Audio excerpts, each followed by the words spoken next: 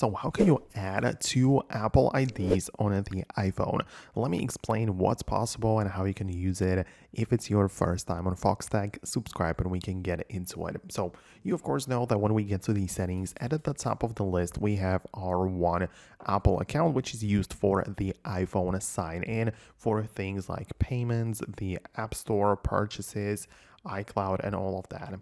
So we can get to the bottom and click on sign out and sign in with another one. So if you want to switch back and forth, you technically can, even though it's not really recommended. So if you want to use like two Apple IDs, you always have to sign out and then sign back in with another one. But let's say that I'm going to keep this one normally on my phone. But for example, I have another iCloud account where I have email. Well, in that case, we don't actually have to set it up inside of the settings, but we can get into the Safari web browser and literally just go to iCloud.com. As you can see, we can also access the web version, and I'm already signed in. So if you were not, you'd be asked, right, to sign in. You're like scan your face or type in the password.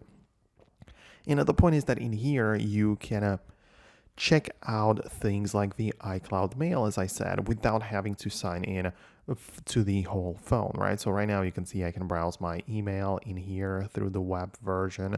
I can come back to iCloud and check out my photos or stuff stored on my iCloud drive, right? I also have the other apps like Notes and Find My, Reminders, and so on. So as you can see, we have some ways to access the iCloud features like the email or saved notes in there through the web version without doing anything to the built-in iCloud or the main iCloud account. So that's how you can basically do it. It's not like you can use two accounts as the main ones on the phone, but at least you have some access. So that's what I wanted to explain. Let me know what you think about it below in the comments. I'm going to wrap it up and I'll see you in the future videos.